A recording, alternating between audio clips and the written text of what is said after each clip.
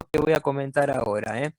No se queden solo con los de Feyerabend, sino que también de Folari, que vieron el teórico con la profesora y ahora yo se los voy a explicar y comentar también, y el de Echeverría, que también lo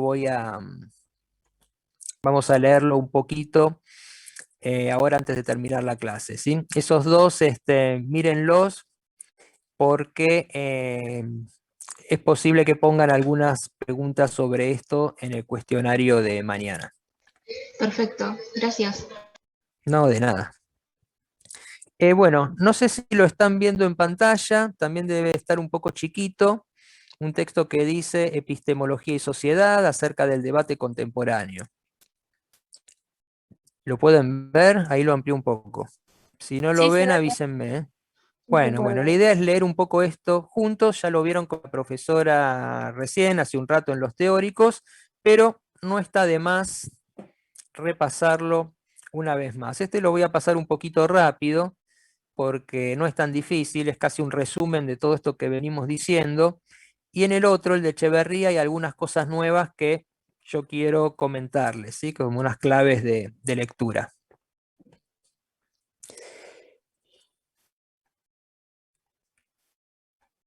Este autor nos va a contar lo mismo que Feyerabend y que Kuhn, pero ya es algo que está escrito en castellano y un poco visto desde nuestra perspectiva, ¿sí?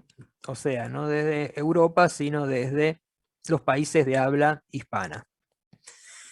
Iba a decir lo mismo con respecto al método, lo mismo que decía Feyerabend. Miren cómo empieza este capítulo 1. Dice, nada más exacto y objetivo que el conocimiento científico según las versiones aceptadas por el sentido común de los científicos mismos, ¿no?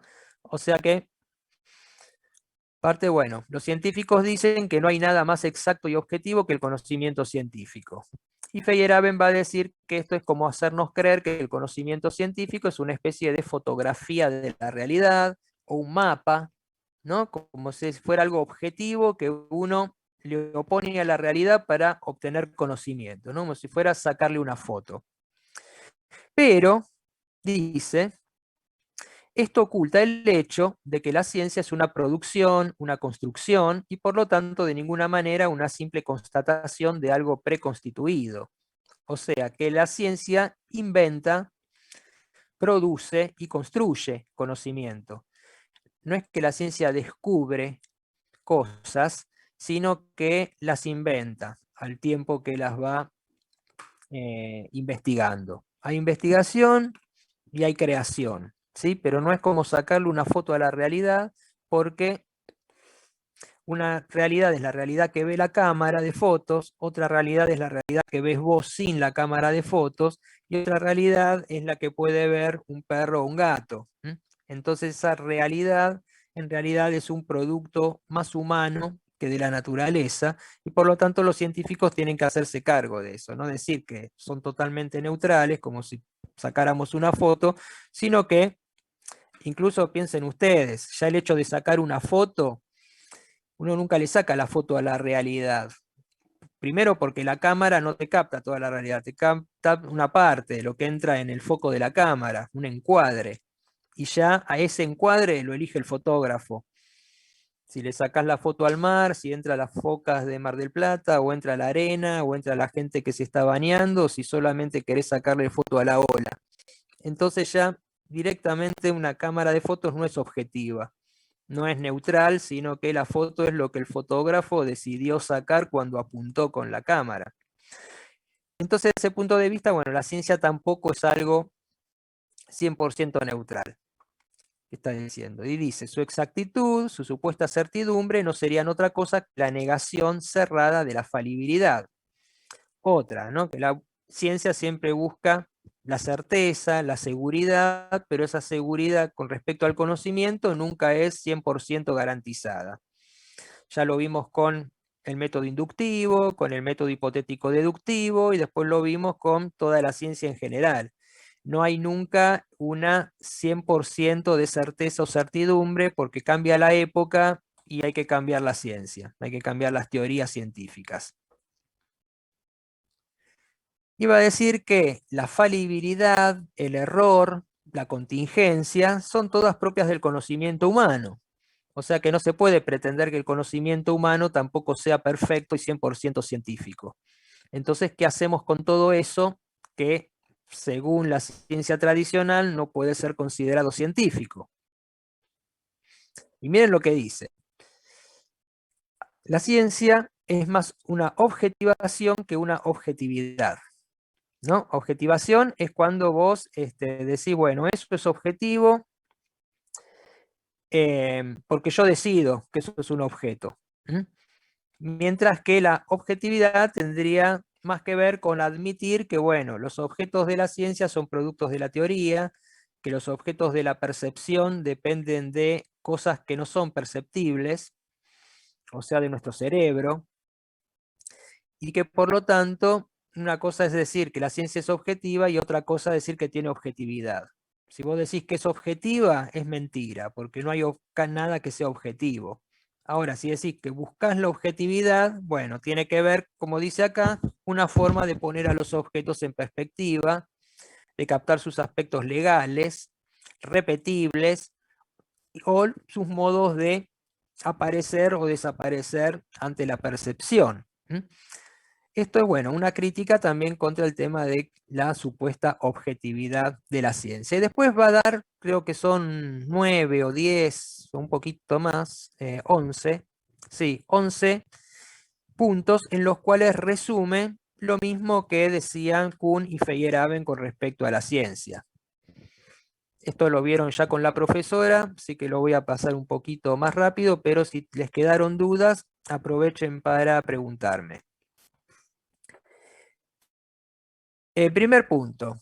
La ciencia no señala cómo son los hechos, ¿sí? Solamente señala leyes ideales que en la realidad nunca se dan de forma totalmente aisladas unas de otras, ¿no? Dice que, bueno, por ejemplo, las leyes de Newton también se dieron al mismo tiempo que otro tipo de leyes, algunas que contradecían también a la física de Newton, pero que eso no impidió que esas teorías de Newton se impusieran, ¿no? Porque bueno, todas teorías ya sabemos, tienen una parte de anomalías y a veces las anomalías no son tan graves como para desacreditar la teoría.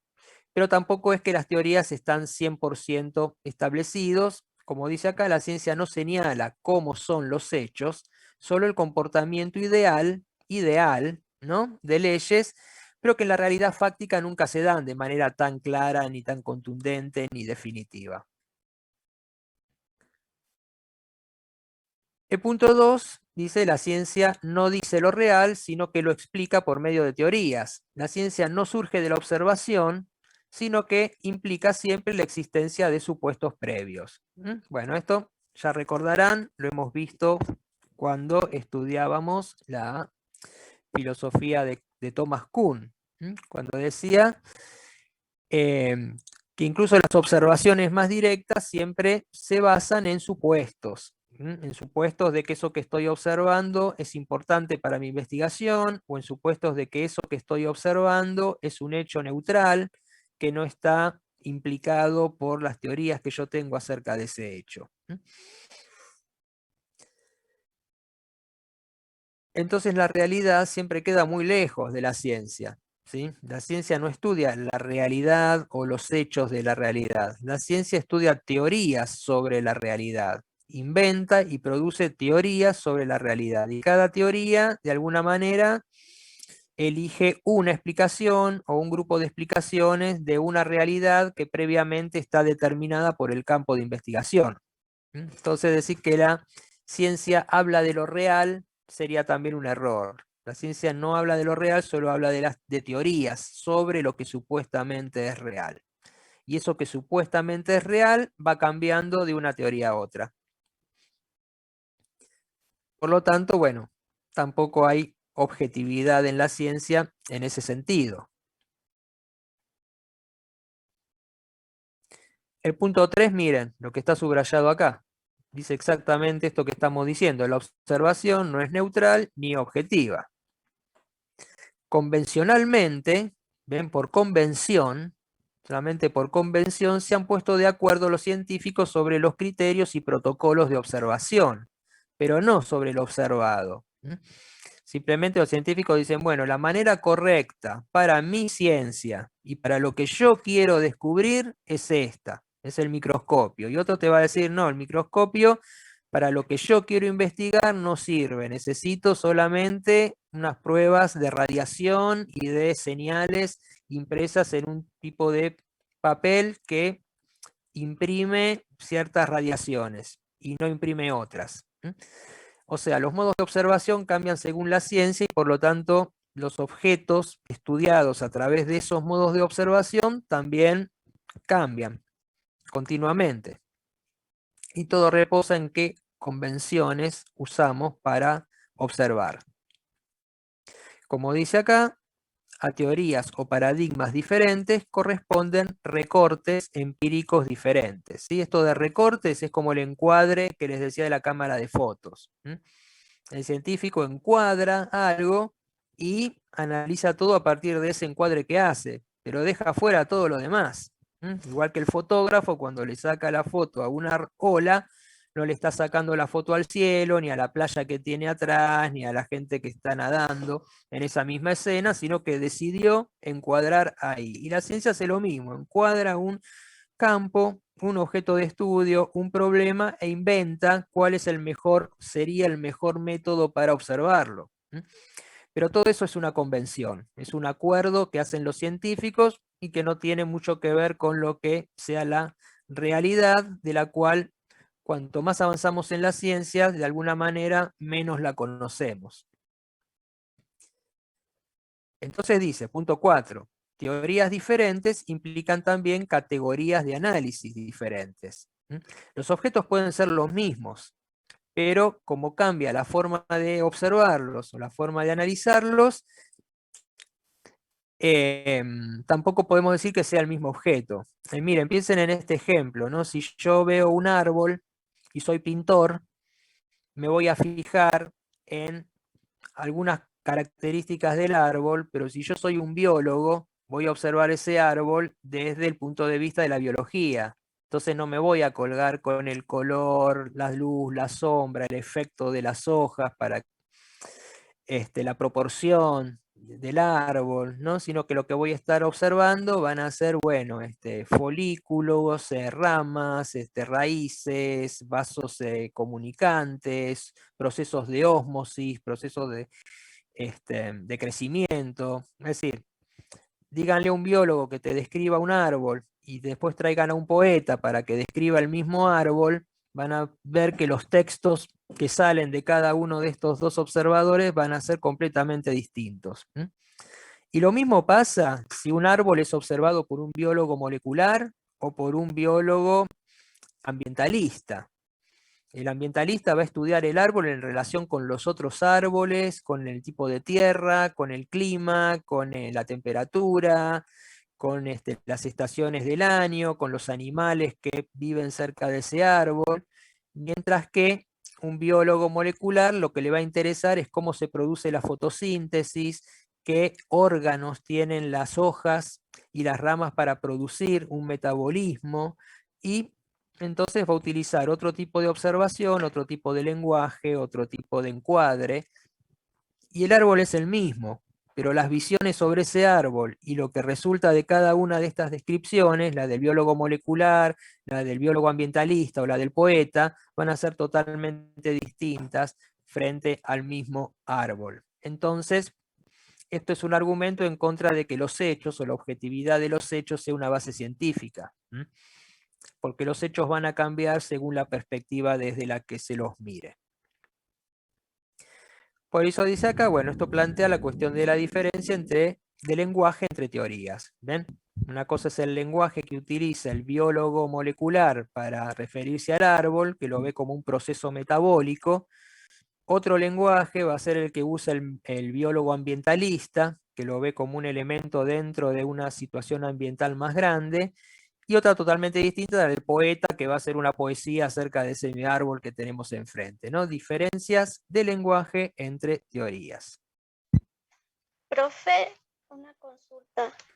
Acá también se ve reflejado lo que usted explicaba sobre que no solamente es toda observación, sino que también hay teorías previas. Depende la teoría que tenga cada, por ejemplo, usted es científico, lo que decía, o el poeta, depende de lo que va a observar o no. Claro, claro, exactamente. El árbol puede ser el mismo, pero cada uno de estos va a ver una cosa distinta y lo va a describir de manera diferente, porque le interesan aspectos distintos de ese mismo hecho. Está muy bien lo que decís. Resumiste muy bien todo esto que vengo diciendo. El ejemplo de la Entonces dice, uno lo ve así, sin tener teoría previa, puede ver un circulito nomás, y si uno ya tiene teoría, sabe lo que es la célula, sabe lo que contiene. ¿Sería el mismo ejemplo en este caso? sí, sí, sería el mismo. El tema es que este ejemplo de la célula tiene que ver con la observación y la percepción, ¿no? Y esto tiene que ver ya con las teorías. Pero pasa lo mismo, en la percepción, ¿no? Como vos bien decís, si yo no sé lo que es una célula y me ponen un microscopio adelante y me dicen, bueno, describime lo que ves, yo te voy a decir, bueno, lo que decías vos, Romina, ¿no? Unos puntitos, un líquido, algo sin color.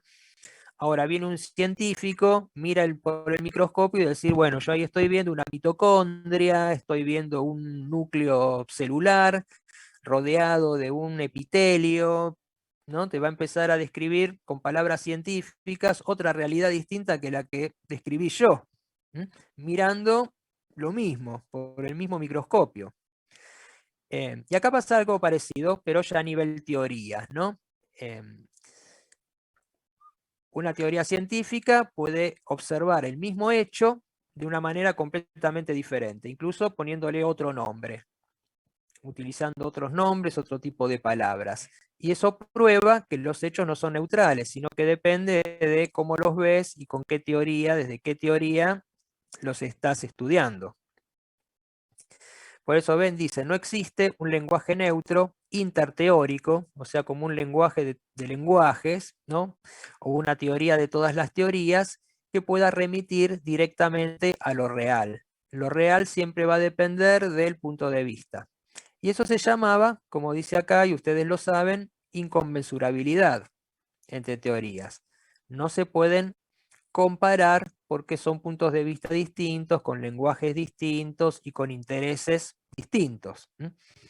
El poeta se interesa por las cuestiones estéticas del árbol, el biólogo ambientalista se interesa por cómo ese árbol se integra a las demás formas vivientes que tiene alrededor, y el biólogo molecular le va a interesar cuáles son los procesos por los cuales el árbol convierte la luz, el agua y las sales en hojas, troncos, flores y frutos. Van a investigar el mismo objeto, pero con objetivos totalmente diferentes y por lo tanto la descripción que van a dar no va a coincidir entre ninguno de estos tres. Por eso dice que las teorías no se pueden comparar entre sí, son inconmensurables. Acuérdense, inconmensurables significa que no se pueden comparar.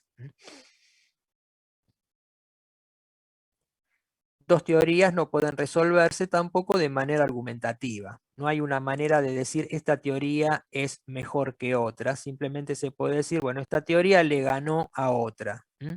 Pero que de ahí que sea mejor, que sea más real o que sea más verdadera, ahí ya no se lo puede probar científicamente. Por eso, y acá hay algo importante, que se los quiero marcar, a ver si puedo señalarlo así, ahí está. Lo que está marcado en azul, la ciencia crecerá en razón de su posibilidad de resolver problemas, no de su mayor racionalidad.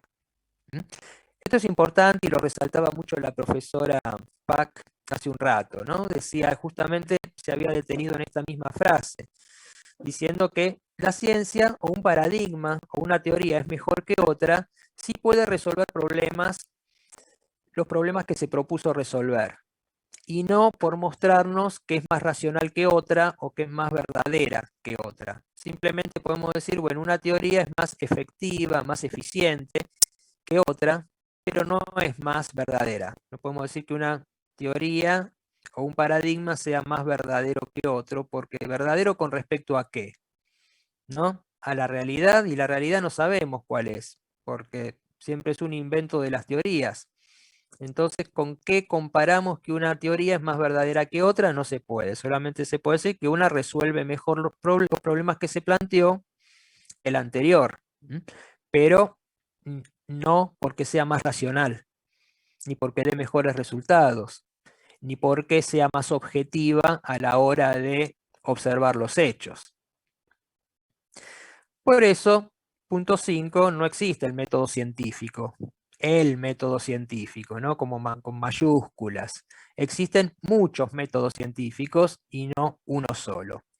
Porque cada método, como dice acá, depende de su objeto, del objeto de estudio. Las ciencias no comparten un método, sino solamente el rigor, ¿sí? La rigurosidad metódica.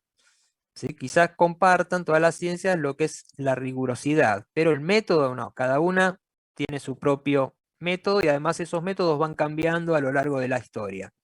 No se puede decir que exista el método científico, como dice acá al principio, no existe el método científico. Las ciencias no comparten un método, solo comparten la necesidad de rigurosidad, pero no el método. ¿Por qué? Y acá hay un argumento que esto les puede servir para alguna pregunta que pueda tocarles el sábado. La insistencia en la cuestión del método suele esconder la incapacidad para advertir los problemas epistemológicos de fondo. Claro, si vos te comprometes mucho con un método, todo lo que no responde a ese método lo das como que no lo tenés en cuenta.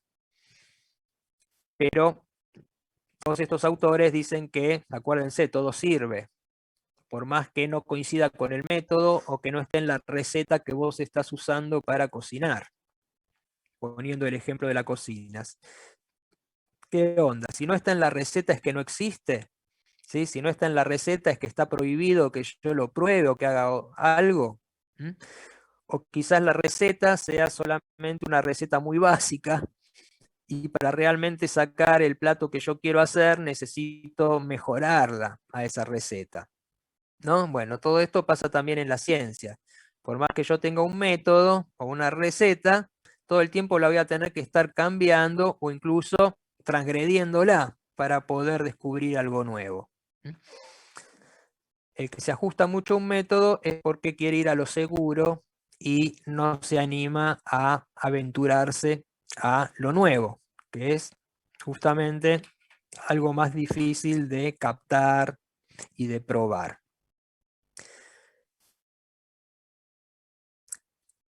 Y miren lo que dice acá en el punto 6. Las teorías científicas no son posibles de comprobar. Ninguna teoría científica está comprobada. Dice que como lo demostró Popper, y ustedes a Popper ya lo conocen, lo han estudiado con bastante profundidad acá, ya lo mostró Popper, una teoría siempre puede fallar en el futuro, siempre puede encontrar un contraejemplo.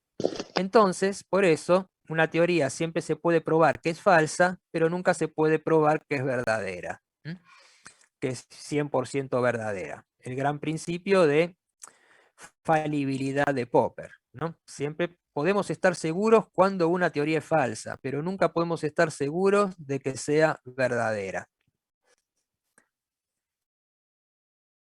El punto 7, la ciencia no progresa de manera lineal, sino por rupturas. ¿Sí? ¿Se acuerdan? Esto también es lo mismo que decía Kuhn. El progreso lineal siempre se da dentro de un periodo paradigmático o de ciencia normal. En un periodo de ciencia extraordinaria o en un periodo pre-paradigmático. Fíjense, estoy usando las palabras técnicas a propósito, y no las explico porque ya las explicamos y las tienen que repasar. Pero acuérdense, todas estas palabras son de el tema de Thomas Kuhn y que acá está diciendo lo mismo, está haciendo un resumen de Kuhn y de Feyerabend juntos. La ciencia no progresa linealmente, sino por rupturas, o sea, por revoluciones, por cambios violentos de paradigmas. Punto 8. una teoría científica no se cae solamente por un contraejemplo, por una anomalía, ¿sí? Acá contraejemplo es sinónimo de anomalías. ¿Se acuerdan que habíamos dicho? No alcanza con que aparezcan 2 o 3 anomalías si esas anomalías no son totalmente descalificantes de la teoría. Las teorías generalmente resisten y pueden estar llenas de anomalías y de cosas que no pueden explicar y solamente cambian cuando aparece una teoría mejor. Como dice acá, una teoría resiste casos adversos hasta tanto exista otra mejor. Ninguna teoría cae hasta que exista otra que la reemplace. ¿Sí? Esto era muy importante sobre cómo progresa la ciencia. La ciencia nunca va a progresar dentro de la misma teoría, sino que para que haya un progreso hay que abandonar una teoría e inventar una nueva.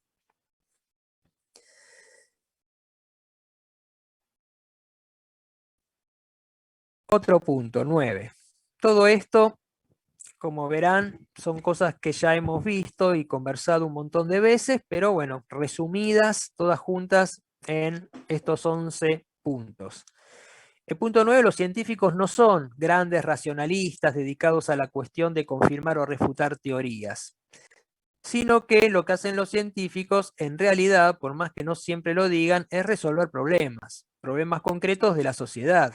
Hacen falta vacunas, bueno, se investigan tema vacunas. Hacen falta mejores conocimientos del fondo del océano, entonces se mejoran las técnicas para conocer el fondo del océano.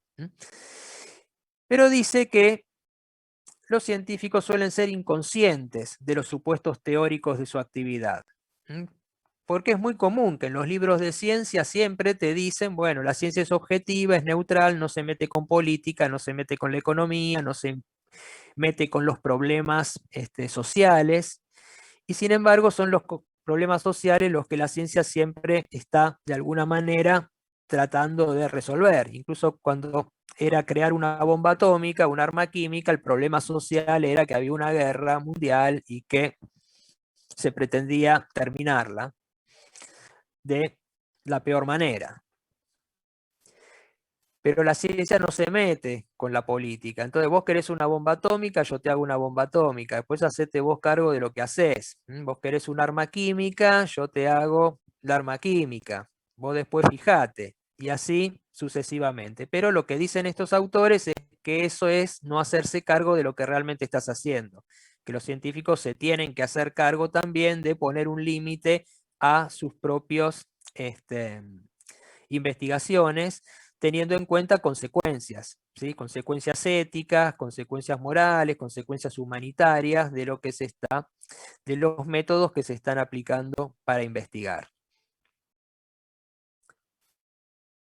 Punto 10, y ya con esto vamos terminando este resumen. El sujeto socialmente condicionado, ¿ven? Sujetos socialmente condicionados, que todos nosotros somos sujetos socialmente condicionados, porque la sociedad nos condiciona. Dice Folari, lo que siempre busca el científico es legitimarse dentro de la comunidad científica. O sea que la ciencia nunca es totalmente desinteresada, y los científicos no es que siempre están investigando por el bien de la humanidad, sino que generalmente lo que hace el científico es tratar de buscar mejores posiciones dentro de su lugar de trabajo, ascender como científico, ser cada vez más conocido, publicar cada vez más papers, desarrollar la teoría que mejor lo haga quedar frente a sus colegas, ¿no? Hay todo como una cuestión subjetiva en cuanto a que el trabajo de la ciencia es más esto, legitimarse como científico, que desinteresadamente hacerle un bien a la humanidad. Primero porque ningún científico trabaja solo, siempre son laboratorios o programas de investigación muy grandes, internacionales. Y por otro lado, porque, bueno, ya no existe el científico que se olvida y se en todo para sacar adelante su descubrimiento sin importarle si lo matan, si lo encarcelan, si lo prohíben o qué, porque la ciencia es como su ideal, porque eso es religión, ciencia. Hay muchos científicos que han confundido la ciencia con una religión, como dice Feyerabend, Y nuestras sociedades modernas hacen un poco lo mismo, ¿sí? Tenemos a la ciencia como lo más objetivo y lo más confiable, cuando en realidad, bueno, lo es, no es que no lo sea. Tampoco hay que caer en el antivacunas que dice, bueno, no, todo lo que dice la ciencia está mal. En realidad, el tema es tampoco tomarla en un sentido religioso, ¿no? A la ciencia, porque al final es lo mismo que el que dice que la ciencia es un mito y que no hay que darle bola, es el mismo extremismo, ¿no? Acá la cuestión es seguir confiando en las ciencias, pero ser conscientes de cuál es la situación general, ¿no? Entonces, bueno, el elemento objetivo que busca un científico no es la realidad, sino la situación social dentro de la cual él está investigando. Por eso nombran acá a este personaje, Bourdieu. Este es un sociólogo francés, Bourdieu, que desarrolló esta teoría de que los científicos trabajan cada uno en un área. El área se llama campo. Y no solo los científicos, también está el campo del arte, el campo de la salud, el campo de la sociología, ¿no? Bueno, cada disciplina es como un campo de trabajo, ¿no? La palabra campo como territorio, sector dentro del cual se trabaja, y dentro de esa área o campo, los científicos siempre tienen como una jerarquía, en la cual vos siempre tratás de llegar al máximo, ¿no? Si estás en el campo universitario, tratás de ser profesor titular. Si ya sos profesor titular, tratás de ser titular de varias materias. Si ya sos titular de varias materias y te la jugás a ver si sos el rector de la universidad o si dirigís todo un departamento, ¿no? Y así hay siempre una escala en la cual los científicos, igual que los políticos o igual que los deportistas, ¿no? Tratan de llegar a la cima. Y sostiene Folari que las ciencias son más eso, tratar de llegar a la cima de lo que tu profesión te permite, que una investigación desinteresada y totalmente entregada al conocimiento. Bueno, dejo acá este texto, que ya les digo, es como una especie de resumen de Folari y de Kuhn. Esto lo pueden usar para estudiarlo para el parcial y también para repasar para el cuestionario, porque es un buen resumen y dentro de todo está como bastante más claro que como lo explica Feyerabend, ¿no? Que utiliza todo ese lenguaje también medio lleno de autopreguntas y de cosas que no está claro si está criticando o está defendiendo algo, ¿no? Acá está como más punto por punto el resumen pasado en limpio de lo que tanto Kuhn como Feyerabend observan dentro de la ciencia.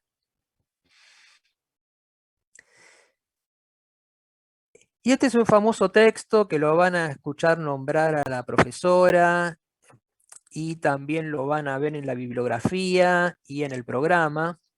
Ah, chicos, muy importante. Estudien el programa también, ¿sí? El programa de la materia. Tanto para esta como para cualquier otra que hagan. Siempre que entren a estudiar una materia, agarren el programa y léanlo varias veces. En el programa está siempre el resumen de todo lo que se da en la materia. Y está el resumen unidad por unidad. Cada tema, y por supuesto, como ustedes saben, bueno, los libros, la bibliografía. Siempre hay una bibliografía que es básica y otra que se llama obligatoria y otra que que es más general para ampliar. Y también de esa manera pueden ir acordándose de qué es lo que tienen que saber para el parcial o para el final, que es cada uno de esos puntos del programa. Y además el programa les explica con cuánta nota aprueban, cuánta nota necesitan para promocionar, cuánta nota necesitan para ir al examen final, todo el tema de los promedios y de los regímenes de cursada, qué pasa con las inasistencias. Bueno, todo eso siempre está en los programas de la materia.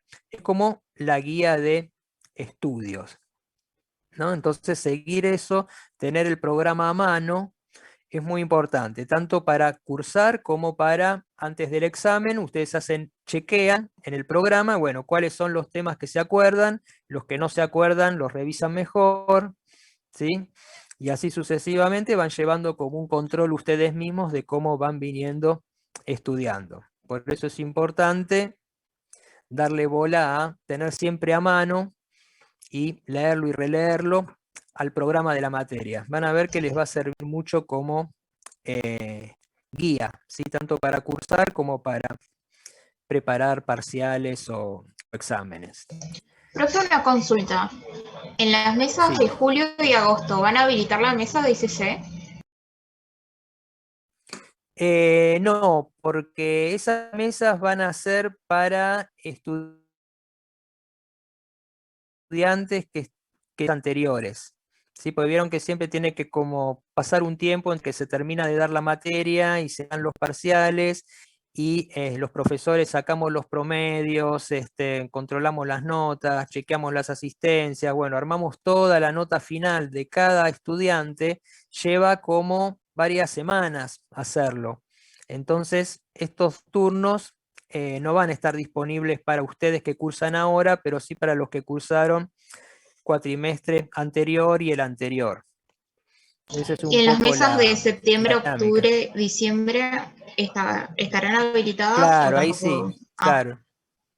No, Sí, gracias. sí, yo tengo entendido que si salvo que pase algo raro, que siempre, viste, alguna eventualidad ocurre, sí, tienen Una que estar anomalía. habilitadas. Claro, una anomalía, exacto. Que más que anomalías, acá siempre lo normal es lo anormal, ¿no? Y la excepción es lo que sería el Tal cual. paradigma. Pero bueno, es lo que hay. Bueno, miren, este texto de Javier Echeverría, ¿sí? Hace una diferenciación entre filosofía de la ciencia y filosofía de la tecnociencia. Es un texto bastante engorroso de leer porque se la pasa citando nombres de científicos de diferentes épocas y de diferentes movimientos. Prácticamente cita y habla de todo lo que pasó en el siglo XX y agrupa a los científicos por escuelas. Y van a encontrar un montón de nombres de científicos que no les va a decir nada, porque nosotros acá ni los nombramos, y algunos poquitos que sí.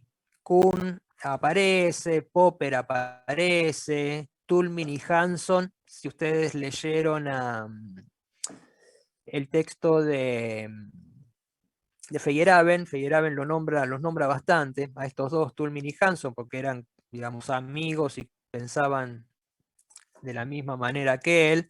Y después van a aparecer muchos otros que ni los vamos a nombrar porque por más que aparezcan acá, no tiene que ver con la materia acordárselos. Pero sí es importante que tengan en cuenta lo siguiente. El siglo XX, con respecto a las ciencias, pasó por distintos periodos. Ustedes ya conocen algunos, ¿no? La concepción tradicional, el Círculo de Viena, el positivismo lógico, fue a principios del siglo XX, o sea, antes de la Segunda Guerra Mundial. Después de la Segunda Guerra Mundial viene Kuhn y Feyerabend, ¿no? Que son más o menos la década del 60, la década del 70. Y después, lo que va a contar acá este texto, después de esto hay otro tercer periodo que va de la década del 80 hasta la actualidad, de 1980 hasta la actualidad, donde lo que prima como centro de interés es la tecnociencia, ¿sí? Lo que se llama tecnociencia. Y es esta idea de que la ciencia es pura tecnología, que todo lo que se hace en ciencias es para producir tecnología o para mejorar la tecnología que ya está, y que a partir un poco de esta década del 70 o del 80, acá dicen de la Segunda Guerra Mundial, ya no se separa la ciencia como una investigación por el conocimiento mismo, sino que la ciencia y la tecnología no se pueden separar. La ciencia lo único que le importa es producir tecnología, no le importa descubrir cosas, no le importa descubrir la realidad, porque ya sabemos que la ciencia no descubre la realidad, ¿sí? Que los hechos no forman parte de la ciencia porque son determinados por la teoría. Entonces, si no hay una realidad a la cual investigar, ¿la ciencia para qué está? Y para producir tecnología. Por eso se le llama tecnociencia. Y en este artículo dice el autor que la manera en que se estudiaba a la ciencia durante el siglo XX, o sea, todo esto que venimos explicando nosotros sobre la ciencia, en realidad hay que cambiar el punto de vista y poner más el aspecto en lo tecnológico, no en investigar tanto cómo trabajan los científicos, ni cómo avanza o progresa la ciencia, sino que lo que hay que preguntarse es, bueno, ¿de qué modo la ciencia y la tecnología no se pueden separar? Al punto que los científicos tampoco se los puede pensar como investigadores solamente o como teóricos, sino que hay que pensar que los científicos son gente de acción, ¿sí? Y que la ciencia es una acción y una práctica más, y no es una teoría. Que la ciencia siempre tiene que ver con lo que se aplica de la ciencia, la vacuna, la informática, el cohete que nos puede llevar a Marte, investigaciones de todo tipo, pero que siempre tienen como punto común lo tecnológico. El interés de la ciencia cada vez va más por el lado de la tecnología y no tanto del conocimiento. Por eso, dice este autor, a partir de la década de 1980, se produjo algo que se llama giro pragmático. Giro pragmático significa, bueno, pensar a las ciencias como una actividad más, como una actividad práctica que tiene que ver con la acción y que tiene que ver con lo tecnológico, pero no tiene tanto que ver con el conocimiento ni con descubrir la realidad. Entonces se puede separar la historia de la ciencia en estos tres periodos: el periodo de la concepción heredada o la concepción tradicional, el periodo historicista, del giro historicista de Kuhn y Feyerabend, y el tercer periodo que se llama tecnociencias. Dice que en la época de las ciencias, la ciencia era estudiada por esto que se llama filosofía analítica, que es justamente analizar la ciencia, pero que en la actualidad esa filosofía analítica ya no corre más, sino que lo que hay que hacer es una filosofía de la tecnociencia, ¿sí? Una filosofía de la técnica.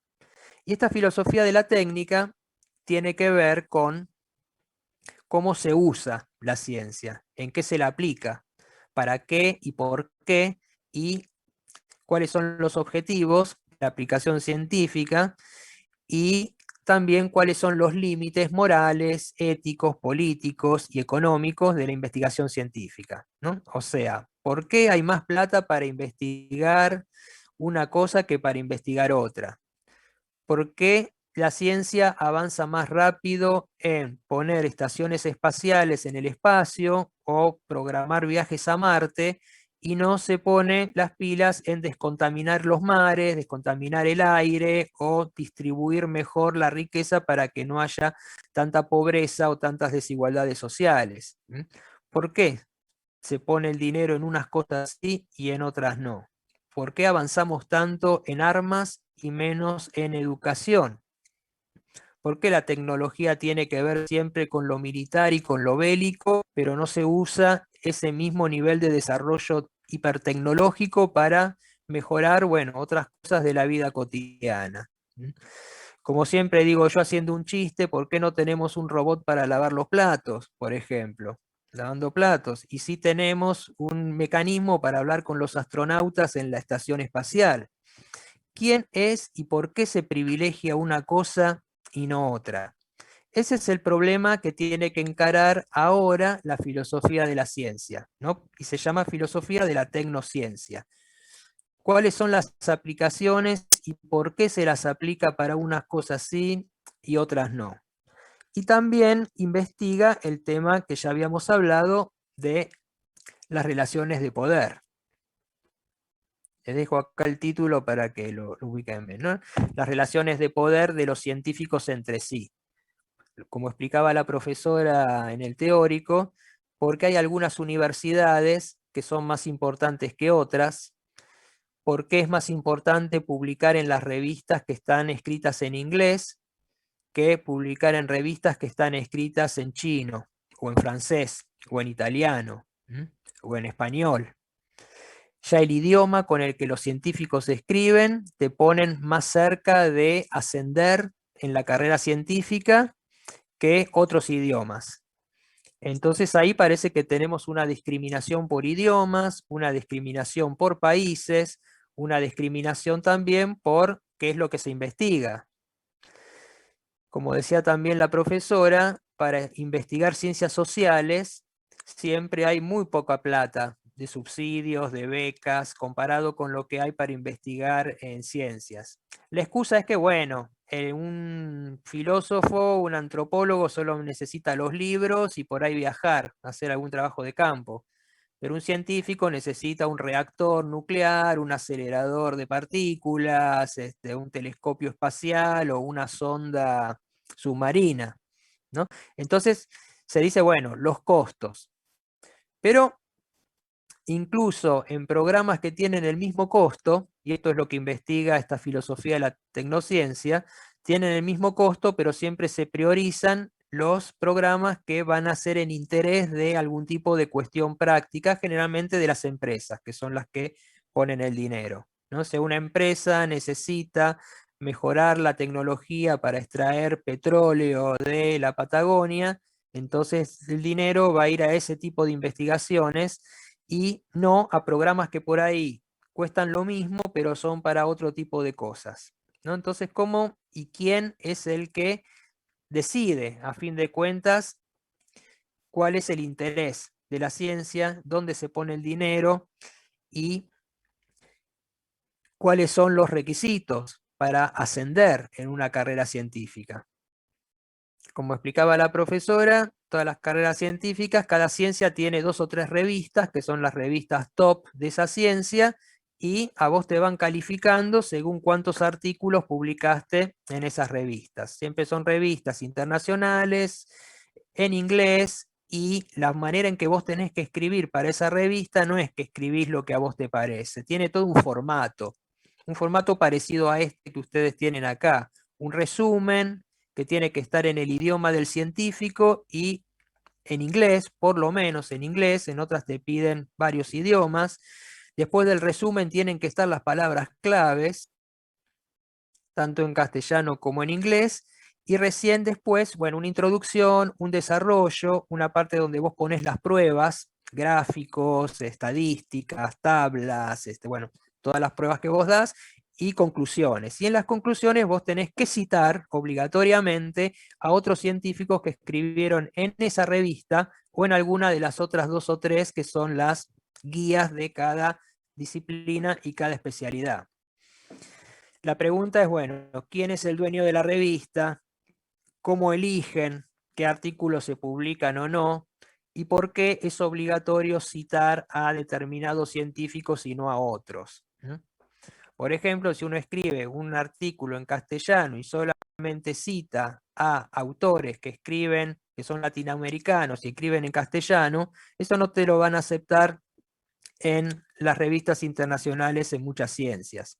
Ahora cada vez un poco más, pero hasta hace poco era en inglés, bajo la forma de paper y citando a tales y cuales referentes. De alguna manera te están obligando a investigar lo que ellos quieren que investigues, mediante esa manera de esos requisitos.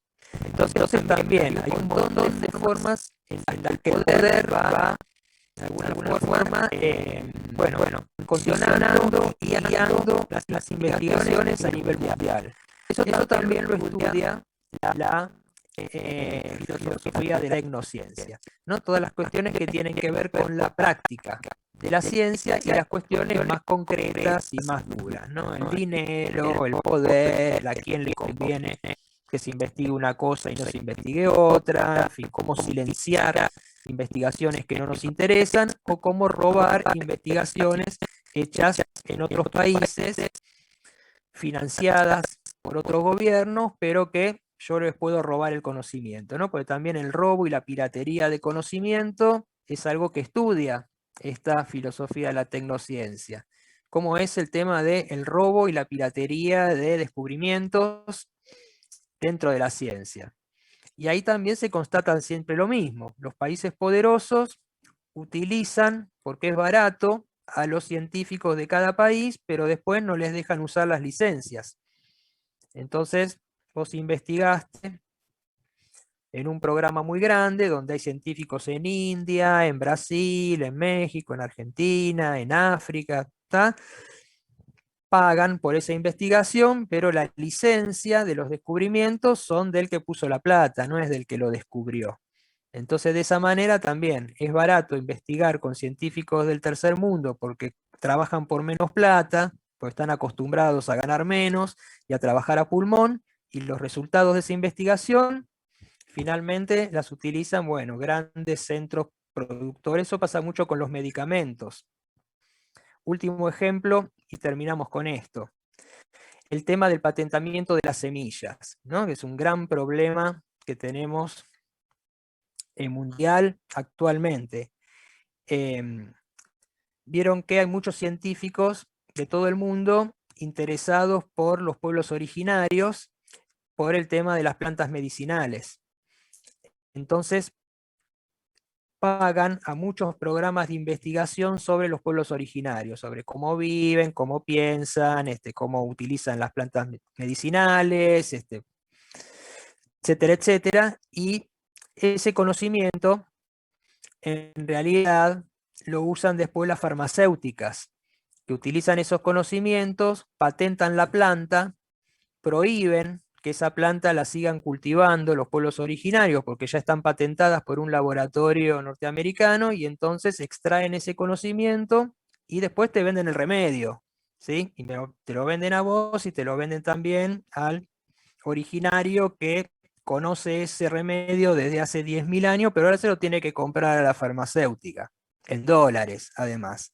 Bueno, la filosofía de la tecnociencia investiga también eso, cómo es que se producen estas formas encubiertas y muy sutiles de extraer conocimientos de algunos lugares para después volver a vendérselos, ¿no? Un poco lo mismo que pasa con las materias primas, ¿no? Vieron eso de que los países primarizados venden los granos, venden la harina, venden la carne, pero después compran eso mismo que produjeron, lo compran enlatado a Israel, España, Europa, Estados Unidos, lo que venga, ¿no?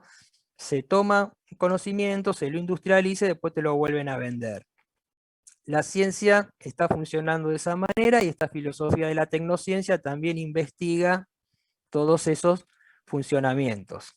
Bueno, todo esto es una especie de consecuencia de lo que decía Feyerabend, ¿no? La ciencia no es algo que está fuera de lo social, fuera de la economía, fuera de lo político, sino al contrario, está totalmente metida en eso, y por lo tanto para investigarla también hay que investigarla desde esos campos de estudio. Bueno, terminamos acá. Profe, Pregunten lo que quieran, sí. lo que dijo de tecnociencia, ¿eso está en el otro? No, está en este que les estaba mostrando recién, el de Echeverría. ¿Sí? Ah, ok, profe. Claro, sí, en el de Echeverría me referí. Claro, sí, sí, sí, en ese, solamente en ese está, ¿eh? Así que búsquenlo ahí y tengan en cuenta esto. Por más que habla de miles de científicos y por momentos te confunde con la cantidad de escuelas y de científicos que nombra, lo importante es esto, ¿sí? Que les conté. Hay una filosofía analítica de la ciencia que ya pasó de moda, que estudiaba la ciencia en sí misma, y está esta filosofía de la tecnociencia, que es la más actual, y que estudia justamente las cuestiones que tienen que ver con la tecnología, el poder y la economía, ¿sí? Por eso acá Echeverría lo llama investigación, desarrollo e innovación, ¿sí? La investigación, que es lo más teórico, el desarrollo es la aplicación tecnológica, y la innovación es esta idea de que, bueno, la ciencia también es un negocio, y las innovaciones de la ciencia siempre son algo de ganancia para quien financia los programas de investigación. Como vivimos en un mundo donde el dinero y lo comercial es lo que rige nuestras vidas, entonces también los descubrimientos científicos están sometidos a eso. A todas estas relaciones económicas de poder y de quién se queda con las investigaciones y qué se hace con esos conocimientos y cómo le puedo sacar ganancia, comprándote barato y vendiéndote lo mismo más caro, ¿no? Bueno, todo eso también forma parte de la ciencia, pues forma parte del mundo actual, cómo funciona actualmente. Entonces tiene que haber una filosofía que estudie la ciencia como una cuestión práctica y no como una cuestión teórica como venían haciendo los autores anteriores. Bueno, gente, los dejo acá porque tengo ya que empezar otra clase, ¿sí? Voy a tratar de subirles los videos lo antes posible, ¿sí? No solamente en esta comisión, sino también en las demás. Les dejo un abrazo y que tengan un buen finde, ¿sí? Vemos la próxima. Gracias, profe, Muchas igualmente. gracias, profe. Muy amable, Buen fin. profe. Chao. Chao, Chao. chicos, hasta luego. Gracias, profe. Chao, Chao. profe. Chao.